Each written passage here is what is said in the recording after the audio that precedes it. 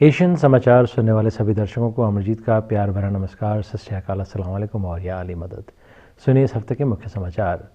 भारत काला धन विदेश में जमा करने के मामले में चौथे स्थान पर है और 2004 से 2013 के बीच देश से 51 अरब डॉलर सालाना बाहर ले जाया गया।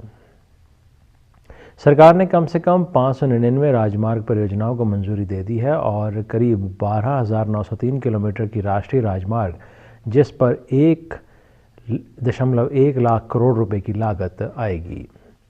चीन का विदेशी मुद्रा भंडार नवंबर में 3 साल के न्यूनतम स्तर पर पहुंच गया। विशेषज्ञों के अनुसार युआन की विनिमय दर में गिरावट की आशंका में रिकॉर्ड पूंजी बहिर्प्रभाव से मुद्रा भंडार घटा है। पेट्रोलियम एवं प्राकृतिक गैस मंत्री धर्मेंद्र प्रधान ने शनिवार को प्रधानमंत्री नरेंद्र मोदी को एलपीजी सब्सिडी अंतरण पर Guinness book of world records का प्रमाण पत्र सौंपा। इसके जरिए भारत में एलपीजी सब्सिडी अंतरण को दुनिया के सबसे बड़े नकदी अंतरण कार्यक्रम के तौर पर मान्यता दी गई है। अमेरिका ने कहा है कि पाकिस्तान तालिबान और लश्कर-ए-तैयबा जैसे आतंकी समूहों के बीच अंतर नहीं करना चाहिए तथा मुंबई हमले के साजिशकर्ताओं को न्याय के जद में लाने और पीड़ितों को इंसाफ सुनिश्चित किए जाने के बाद ही वाशिंगटन संतुष्ट होगा। एक विशेष अदालत ने सीबीआई से सनसनीखेज शीना बोरा हत्याकांड की जांच अगले 10 दिन में पूरी करने के लिए कहा है और मजिस्ट्रेट के सामने दर्ज गवाहों के बयान की प्रतियां मुहैया कराने के इस मामले की मुख्य आरोपी इंद्राणी मुखर्जी के अनुरोध को भी स्वीकार किया है।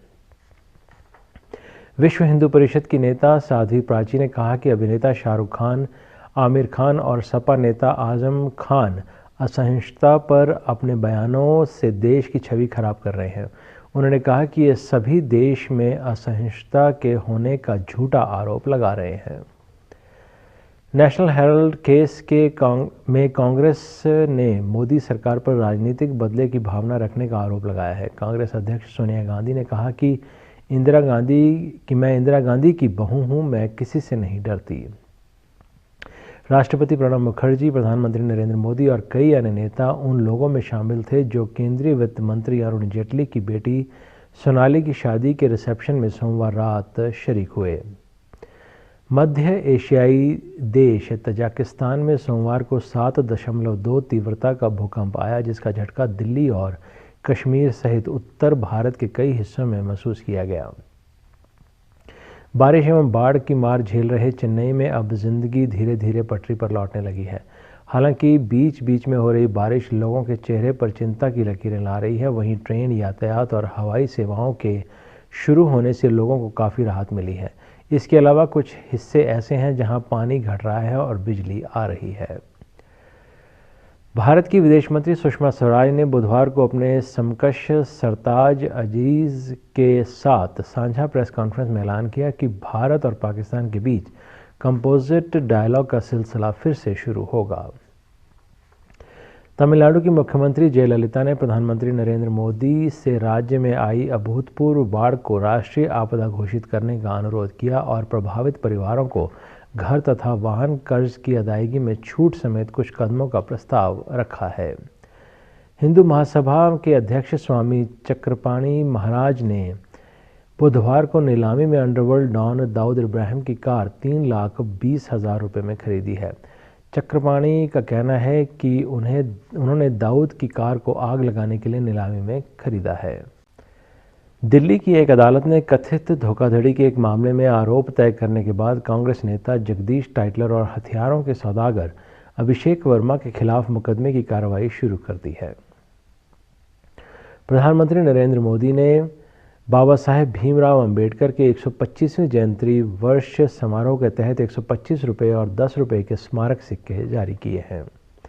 आतंकवाद की समस्या से निपटने और अफगानिस्तान में स्थायित्व लाने के लिए निकट आर्थिक सहयोग को प्रोत्साहित करने की सदस्य देशों की प्रतिबद्धता के साथ बुधवार को 5वां हार्ट ऑफ एशिया सम्मेलन का समापन हुआ। इस 2 दिवसीय बहुपक्षीय सम्मेलन में 14 सदस्य देशों, 17 सहयोगी राष्ट्रों के मंत्री तथा 12 संगठनों के पदाधिकारी शामिल हुए।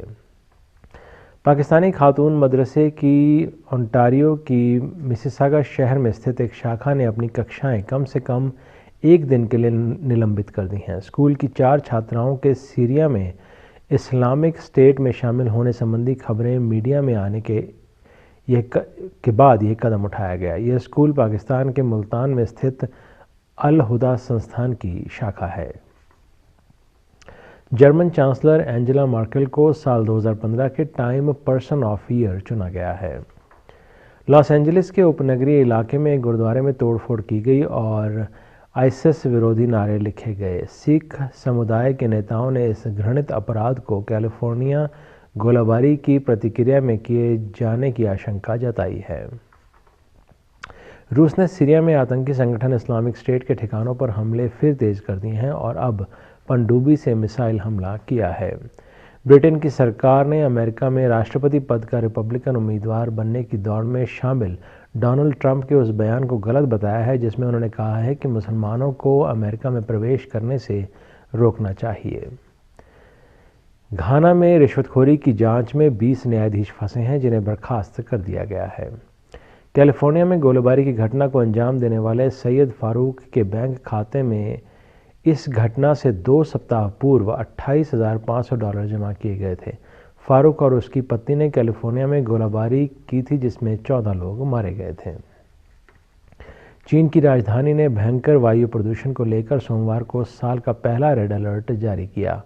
चेतावनी जारी होने के साथ ही अधिकारियों ने स्कूलों को बंद करने और विशेष प्रकार के वाहनों और फैक्ट्रियों पर प्रतिबंध लगाने का आदेश जारी किया है। इस्लामिक स्टेट को नष्ट कर देने की अपनी प्रतिबद्धता को दोहराते हुए अमेरिकी राष्ट्रपति बराक ओबामा ने कहा कि जो भी आतंकी संगठन अमेरिका के लोगों को नुकसान पहुंचाने की कोशिश करेगा, अमेरिका उसे नष्ट कर देगा। ओंटारियो की यॉर्क यूनिवर्सिटी में भारतीय संविधान के निर्माता डॉक्टर B.R. अम्बेडकर की एक प्रतिमा का अनावरण किया गया है। यह प्रतिमा ब्रिटिश कोलंबिया के सिमन फ्रेजर यूनिवर्सिटी में स्थापित की गई थी। अभिनेत्री रानी मुखर्जी ने कैंडी अस्पताल में अपनी पहली संतान को जन्म दिया और उनका कहना है कि उनकी बेटी आदिरा उनके और पति आदित्य चोपड़ा के लिए ईश्वर का सबसे बड़ा उपहार है। अमिताभ बच्चन के साथ कई फिल्में बना चुके दिग्गज फिल्मकार राम गोपाल वर्मा को लगता है कि निःशब्द और आग जैसी फिल्मों में उन्हें कास्ट करना बड़ी गलती थी। रामू ने खुलासा किया कि निःशब्द की शूटिंग के दौरान अमिताभ के मेकअप मैन ने उनसे कहा था कि उन्हें इस रूप में कोई नहीं देखना चाहता और यह फिल्म नहीं चल पाएगी।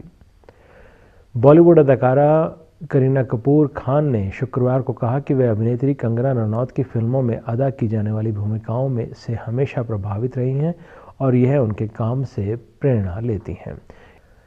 इसी के साथ आज के एशियन समाचार यहीं समाप्त होते हैं। हमारे सभी इस्माइली भाईचारे को खुशहाली मुबारक। अमरजीत को आज्ञा दीजिए। नमस्कार, सत श्री अकाल, अस्सलाम वालेकुम और या अली मदद।